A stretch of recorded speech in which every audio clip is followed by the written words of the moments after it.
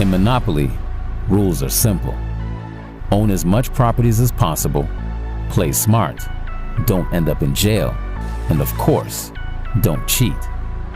What if I told you that today, these rules apply to real life, as we dive into a one-man's army story with one question in mind? How did he win the game? A, he cheated. B, he was lucky. C, he's a genius. D, it was written. Let's play this game and find out together.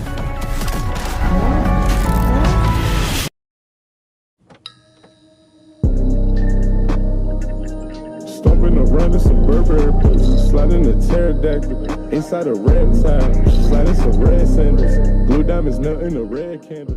Our story starts in crowded Chicago, Illinois, in a suburb that's located an hour away from central Chicago, called Joliet, where Corey D. Jones was born and raised. Joliet was no sweet spot. In that period in Illinois, the murders were spread out like cancer all the way through the suburbs. Violence and drugs were part of the lifestyle, and a huge part of Corey's lifestyle too. CJ had a rough and turbulent upbringing, if I can say the least. He went to jail for the first time when he was 14 years old, 2 weeks for stolen bikes. From there on, it just got worse and worse. He went to jail multiple times on weapons charges and caught his first shooting case at 16 years old. What needs to be understood though is that Corey was born into the street life. He came from a gang-related family on his mother's side. And the worst was, that's what moved him. The thrill of waking up, going on the block, to gangbang. He didn't know any better. His dad's side was different, more boring. While his dad was at work all day, he and his gang ran the streets basically.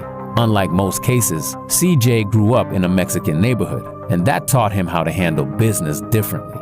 His gang was black, but with a lot of Latinos in it, which brought him a different perspective. His grandmother's house was like a GQ, the Joneses' house. That's where all the gangs came and hung out at. Their family was pretty renowned in the neighborhood. People used to shoot at his grandmother's house all the time. He's seen a lot, lived a lot. And when you know how the bottom feels like, the only way is up from there. The game Monopoly is back at McDonald's. And oh golly, this is the year to play. People all over will win instantly from over $50 million worth of cash and prizes. More than ever before. Win shopping sprees, vacations, a Coca-Cola. Oh, tasty. Or maybe one of 500 all-new Oldsmobile Cutlass Supremes. Wow. So do not pass go. Go directly to McDonald's. Play Monopoly. CJ always had a good heart, but he let the adrenaline rush of making people fear him take control over him. He was sort of possessed. Eventually, through anger issues management and federal complications, Corey still managed to get his first and last 9-to-5 job at around 15 to 16 years old. He worked at McDonald's, but for a very short period. Why? Because CJ was smart from the get-go. That work shift made him realize he didn't want to work for anybody. So he worked at the fast food, got his paycheck, and he quit right after. That paycheck was enough for him to buy an 8-ball, which is 1/8 of an ounce of an illegal substance, around 3.5 grams. And he never looked back since. After that, he just started hustling on the streets. But things would take a turn at an unexpected moment.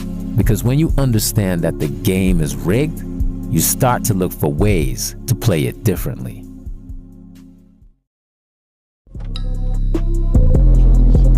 Yes, have a real mush. I didn't hit this guess it get me moving slow mush. That nigga been in the record run his head like Hulk Hogan. Before we took that 30 by that. CJ was born with a toy car and video game in his hand. He's always been into cars since he can't remember. His pops always had clean cars, so he was influenced by the car culture from very young. That's the thing. Most people think he started getting into them after he started YouTube.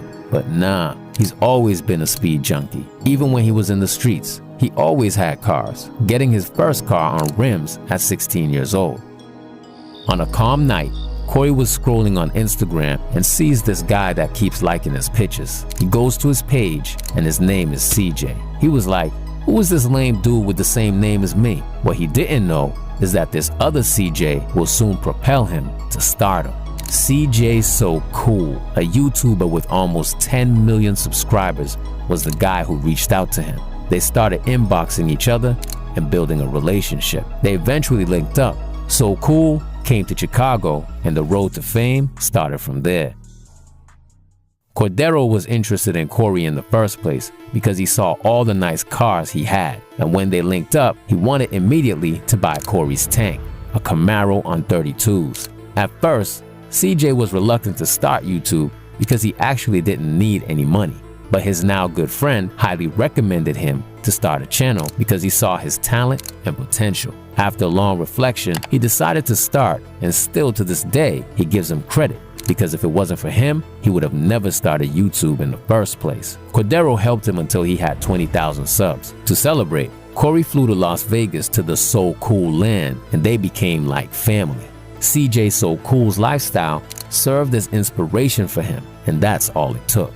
On July 6 of 2017, CJ started his channel, and the monopoly had just started.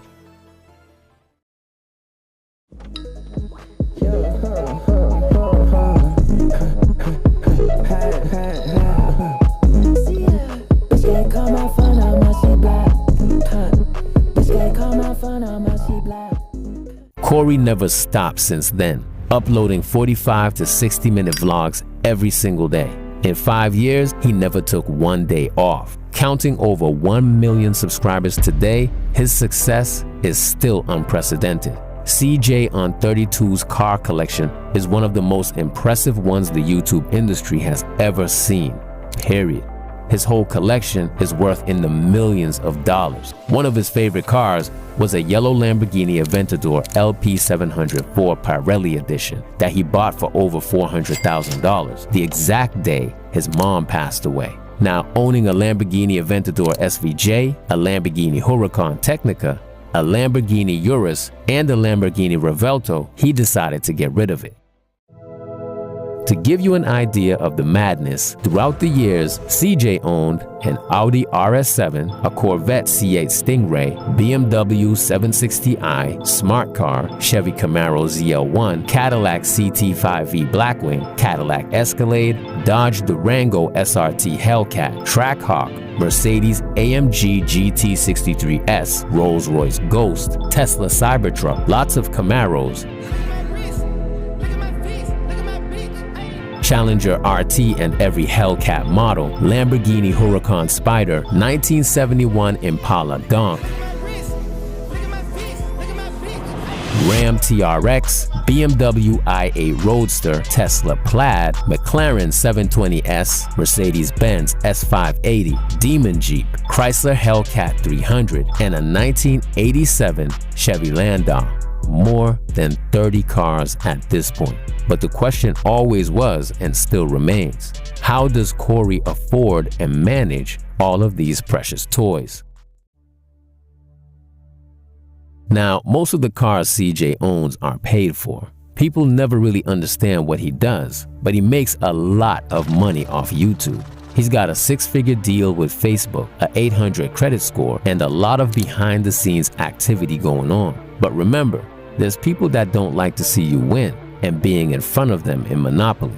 So keeping some ventures private is obvious. In terms of insurance, he doesn't care and doesn't know how much he pays because everything's on autopilot. The only thing he looks at is the deposits a day and the deposits a month, and that's it. He makes money in his sleep. Money flows 24/7, and that's all that matters.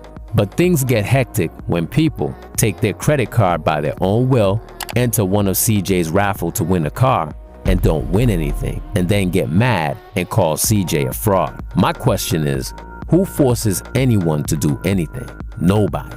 So why does everyone call it a scam? CJ on 32's raffles are completely computerized. Everything's done live, and can't nobody cheat. CJ has hundreds of videos of him blessing people all around America with different types of cars. But proof isn't enough nowadays, I guess. And while the world hates, Corey claimed that he's been able to make 7 figures 7 times in 2023.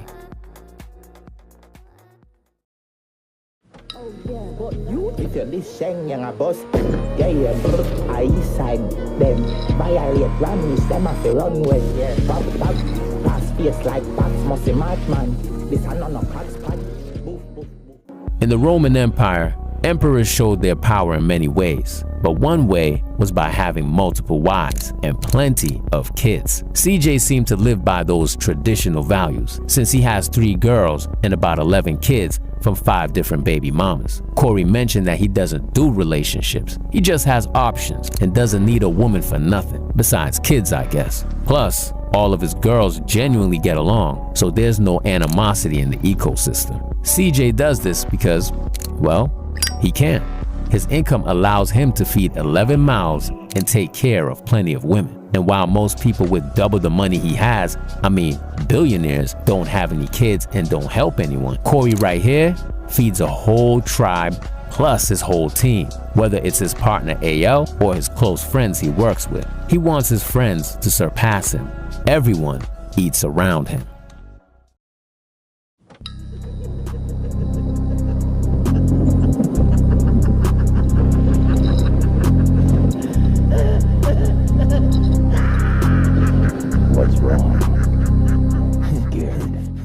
From his mom telling him that he won't live past 18 to now being the second top spender in Louis Vuitton Dallas and having the absolute dream life, CJ on 32s has become a real-life blueprint to success for this young generation. He doesn't smoke, doesn't drink, and never got high in his entire life. My man's as clean as a whistle when it comes to that. Through his crazy life, I think that's what kept him grounded and true to himself too, and I can only respect that. But as anyone who's played Monopoly knows, sometimes you have to go to jail. It's just part of the game. Even though Corey's life start in life seemed like a rigged escape plan, he showed the world that you can start from the bottom of the bottom, turn your life around 360, and end up in a place you never thought you could land in one day. A place where everyone around you feels the same length and breadth of freedom as you. Waking up, vlogging, and shooting a 45 to 50-minute video every single day is not easy, but Corey still grinds today like he doesn't have it. CJ on 32s is living proof that if you learn to learn what's good for you and go full into that, the world is yours. CJ went through hell and came out of it stronger than ever. He learned from his mistakes, read and studied every single rule of the Monopoly, planted his seeds strategically, and won the game. Because we can now confidently say the answer to our question, how did he win the game, is crystal clear right now. The answer is D. It was written. Like, YouTube is a job. Like, it's not easy, guys. Always be yourself when you're doing something. You know, you gotta put in the work. You know, you gotta crawl before you walk. Like, some people just want to go from 0 to a million right off the back. It don't work like that. Cause they want a quick way out, and they want somebody to help them. No, you gotta promote you. You know what I'm saying? You gotta believe in you. You know, you just gotta work with what you got, man. Social media is huge.